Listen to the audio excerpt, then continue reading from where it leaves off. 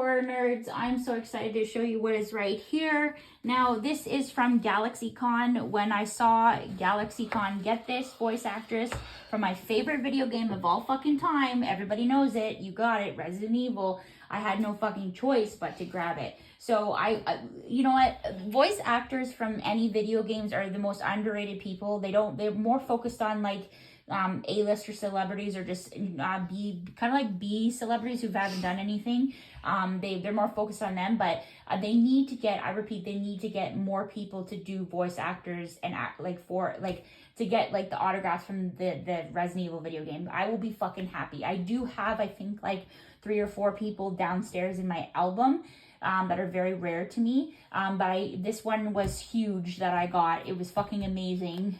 But again, I had limited funds at the time. So it was between the lady girl with like the big claws, like I forget her name, Lady D, or her. So of course I chose her because I love her. So here it is.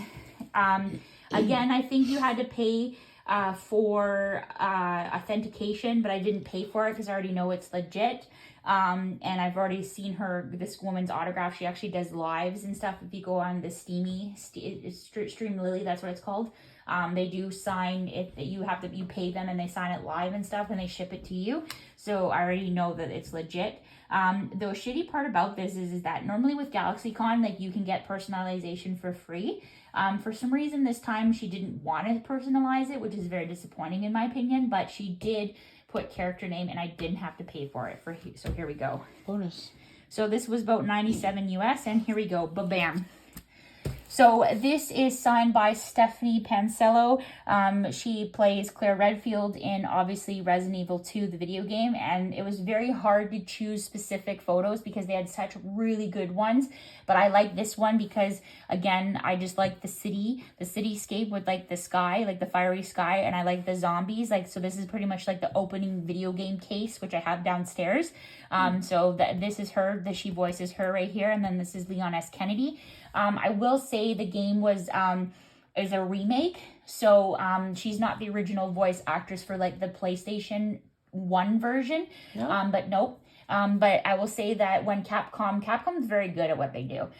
So Capcom's probably a multi-million or billion-dollar company. I'm just gonna say it. And these guys' projects already like focused on like 3 or 4 projects at once, and then they come around and they release it. But I will say they're not like Call of Duty that pumps out a fucking shitty game each and every year. That they actually work on a masterpiece and they deliver, right? So the remake, everybody when they were hearing about I remember watching the Game Awards just specifically for Sony, right, and Capcom, and I was watching it, and then they showed a rat running down on like the floor, and then it was climbing up, and then all of a sudden you see the rat die, and then you hear like the stop, get back, and then you hear like a gunshot, and then they did a close-up on Leon S. Kennedy's face, and I shit you not, you guys, everybody lost their fucking minds. I was on the toilet, I believe, taking a shit. I don't care. I'm pretty sure that's what I was. And I was screaming at the top of my lungs because it was crazy. We finally got a game that was being remastered and basically remade from the ground up. It was crazy. So when everybody in the conference was screaming and then they had to simmer it down because the trailer was releasing, they released the trailer and I was like fucking, my face hurt from smiling so much. It was like amazing. It was breathtaking. It was so fucking scary. Like the game itself is so scary. It's all third person. The movement mechanics is fucking by far crazy. Like the graphics, so beautiful. Like everything was really down to like the facial expressions. Like it literally, like today's graphics nowadays with like the 4K and what they do with gaming, like the gaming hard drive, it's by far fucking insane. Like you're literally like looking at a person. It's crazy. So like the game was a pretty fucking long. I want to say it's almost like 4 to 5 or 6 hours long. Because there's 2 scenarios. So you get to choose when you pop the disc in. You get to play as either Claire's scenario 1 or Leon's scenario 2. So of course I went with Claire Redfield because I love Claire. And that was really fucking good. So if you don't know, you start off in the RPD station. and you're trying to find your way out of like the building, because like the whole world's gone to shit. And it opens up with the cutscene with the two right here.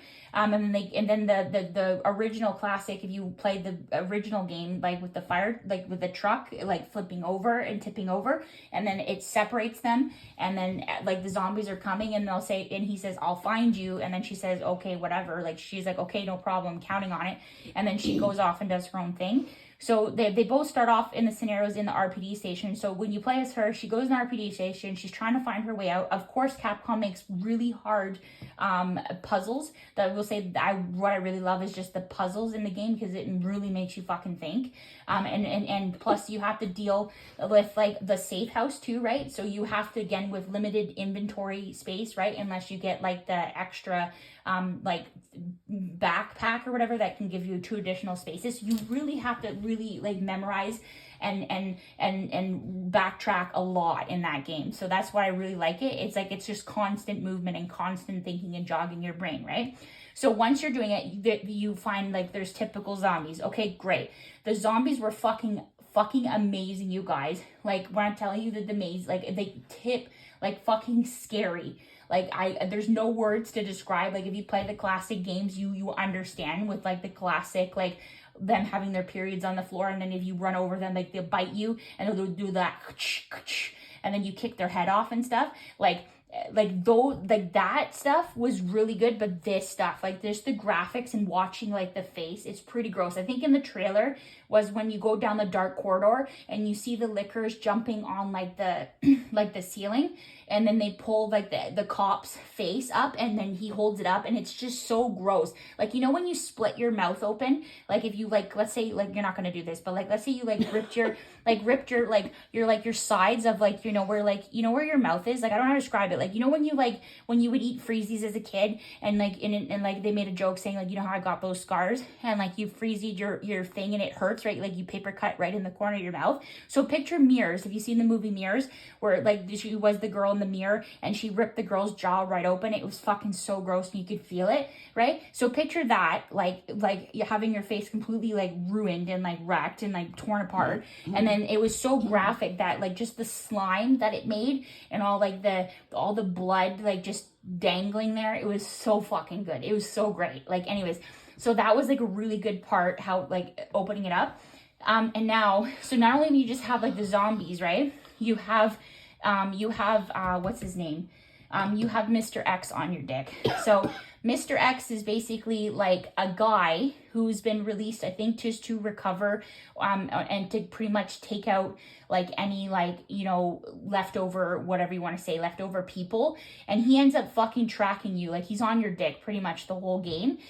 So he's not only the person. So if you play as Claire's campaign, Mr. X like pretty much finds you. So he walks at like such a supersonic, kind of like a little bit of supersonic speed. So what you do is you have to like juke him and go into like all the rooms. So he's on your dick like hot tamales, and you're trying to fucking get like shit together. There's liquors on the fucking ceiling. You better hope.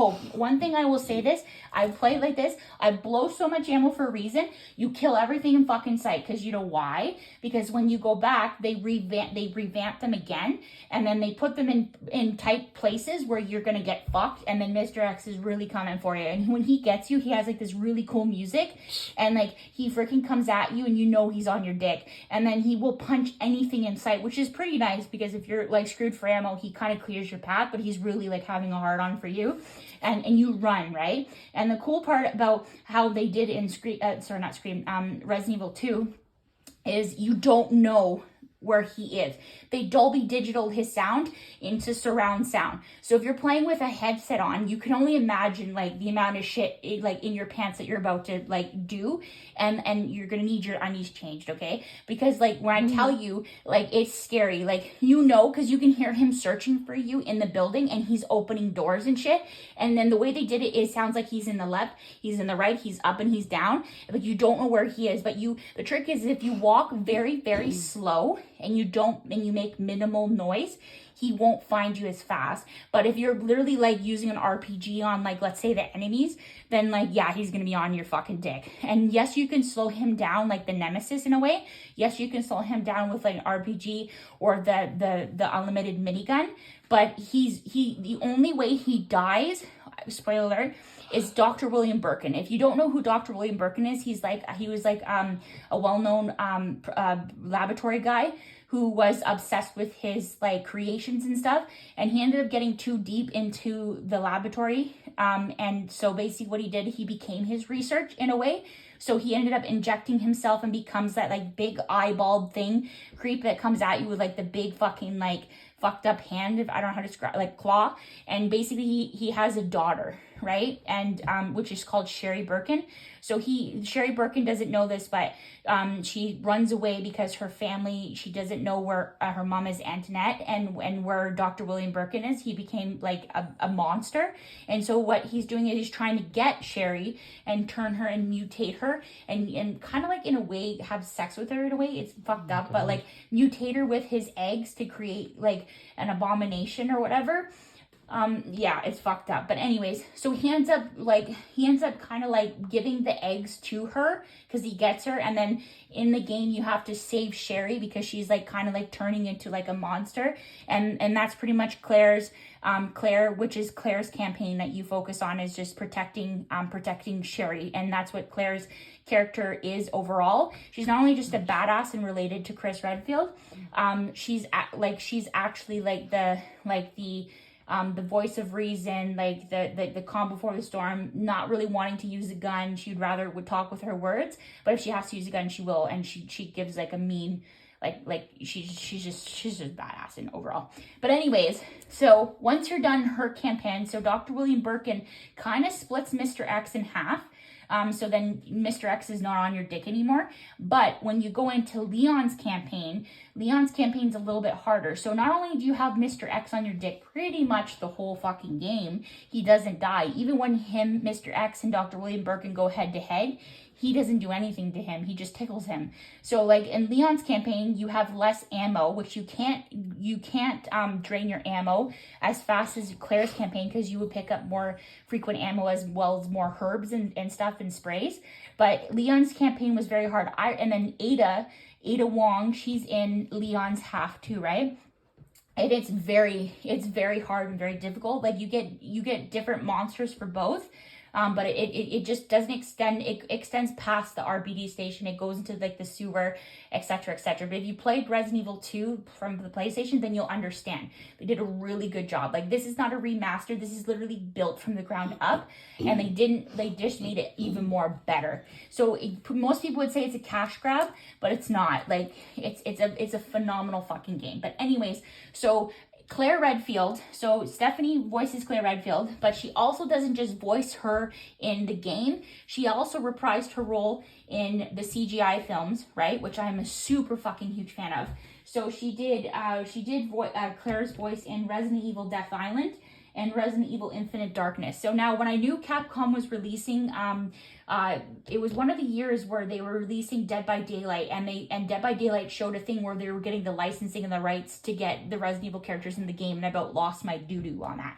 And then when they said that they were coming out with like a CGI 8-part series, I think it was 5 parts, and it was releasing on Netflix. And I remember watching it. I binge watched the fuck out of it. It was so good, you guys. It had again Leon S. Kennedy and Claire Redfield. Leon S. Kennedy, I think it took part in between with the what's his name, the fucking president dying or something, or just about to die. It was in between that and number 4. If you know the game, you know the game. So it was really good. It was really well done. Kind of Leon was kind of like a dick, but then Claire kind of was like slapped them upside the head, not really, but saying like, hey, listen, bitch, like, you know, like we have like a mission, like I was just as part of it too. So they kind of like work together and like solve like you know, whatever is terrorizing at that time. And I will say, Capcom doesn't like to do relationships. they kind of let you speculate and they give you like hints of relationships. So everybody knows Jill Valentine and Chris Redfield are a thing. I don't care what anybody fucking says. It's in my brain. Okay, he loves Jill. Okay, right? They're in love. They're gonna have babies. Now, who is the next like trio together? Are fucking Claire Redfield and Leon S. Kennedy. Now they did a scene in Infinite Darkness. I'll spoil it for you. If you see it, they're running and the whole place is crashing down, and then Leon S. Kennedy's doing his like jumping over things and like his super whatever he does, whatever, and then Claire, I think, is trapped and he's trying to get to her. And so what happens is that like Leon's trying to like tell her to come over to this way, and she's like running and stuff, and then she ends up doing this jump, and it's like a huge scene, and she lands on Leon S. Kennedy's fucking chest, and they kind of look at each other, and they do like that little like you know, like what you want to do when you like somebody and you lay on their chest, like you want to give them a kiss and stuff. They did it deliberately I want to say to piss off the fans, because they pissed off me. I'm not gonna lie, they pissed off me, where she lands on his chest and they didn't do anything, and it's like, oh no, sorry, like brush it off, like, oh, you got cooties, like type thing. But you could totally tell there's something there. But I'm telling you right now, there's a thing with Claire and Leon, and there's obviously something always with Jill and Chris. I don't care what anybody says.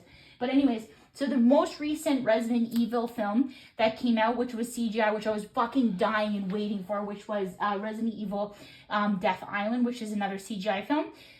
If you watch the CGI films, guys, I'm telling you, it's just like the games, but it has a little bit more backstory, and just the creativity behind it is just like, and the animations and stuff is just mind-blowing. And of course, they bring back all of the most beloved character voices from like all the games into the CGI films, which is really nice because they reprise the roles. And I will say, having all of them on the big screen was badass. They brought Jill Valentine. I will say Jill Valentine was a huge one for me, because Jill Valentine is not in any of the CGI films until this one. And Chris Redfield was in Vendetta, and I believe Damnation. He was in Damnation with Leon, and Leon has been in all of them, right? And Claire was pretty much in all of them as well. And then they brought Rebecca Chambers. Rebecca Chambers was in them, and having them all stand beside each other was fucking amazing. Like, they brought all of everybody. They brought Jill, they brought Chris, they brought Claire, they brought Leon, they brought Rebecca. It was just really fucking crazy, like, just to see that. And I remember watching it with Brandon, and I was like almost in tears, because like it's just so nice just to bring something to life, like, because you only get like a glimpse to play with like the character for like a split second and follow the storyline that Capcom has created in, let's say, their games, right? So just to see like a big storyline get told, it was just amazing. I remember like there were so many monsters in it. Jill like kicked ass. Like, Jill was like on another fucking reckless level. Like, she like literally was like living off of PTSD in RE3, which is the Nemesis one. So she was having PTSD and she didn't really give a flying fuck, but she was like a boss. Like, that woman, like, it was crazy. The cutscenes that she did with like the killings was crazy. And then of course Leon S. Kennedy, Chris's part was really good. Rebecca Chambers kind of is like a little weak in my opinion. She's kind of like the doctor. She's very smart with her forensics and stuff, and like making potions and stuff, and like giving you like antidotes and stuff. So she's very like that, but she's not the type of person to hold a gun. She will hold a gun if she needs to hold a gun. But Claire Redfield's just as much of a boss. And it was just seeing like Chris and Claire Redfield standing beside each other. It was just very fucking iconic. The whole thing was iconic, and it hit hard. It hit hard in the feels. So if you haven't seen it, I recommend you watch it, get it, buy it, whatever you have to do, get it. I hope Capcom continues to make CGI films, because literally it's just like everybody's dream. And I'm really speculating. A lot of people are speculating that RE9's coming out. Hopefully they're going to announce it for next year, and then release it the following year. And then people are hoping to do a Code Veronica. I really want them to do a Code Veronica remake completely from the ground up. They've already done Resident Evil 2. They've already done Resident Evil 3. A lot of people were disappointed in number 3. I will say I was really disappointed myself, because they cut half the game out. If you know, you know, because you played it on PlayStation 1. And then they remastered 4. I know there's speculation when the way that Resident Evil 4 ended, which was they hinted at Wesker coming in Resident Evil 5. And then when they were doing like the cutscenes with him. It was really, it's not the same voice actor, which I'm very disappointed. DC Douglas, who does the best fucking Wesker's voice, if you know what I mean, where he goes, there's no point in hiding, and then he's like, but like he does a really good job of Wesker. They apparently cut him, and they said they want nothing to do with him, which is very disappointing. But the way I saw what the Wesker looks like, he looks really fucking badass. So there are speculations that they're going to do our Resident Evil 5 remake, which I'm interested to see. And you know who that is? The annoying bitch Sheva. I'm not looking forward to that bitch, but I'm interested to see if they're going to bring back Chris Redfield's voice actor, because he did a really good job, and how beefcake his arms are going to be. Because if you guys played RE5, you know Chris Redfield, man. That guy can punch a boulder all by himself, but the guy can't open a fucking door to save his life. But if you know, you know. So leave a like, leave a comment, and tell me what you guys think. Ciao for now. Okay, you got low battery, so I think it's frozen. I don't think so. Stop it.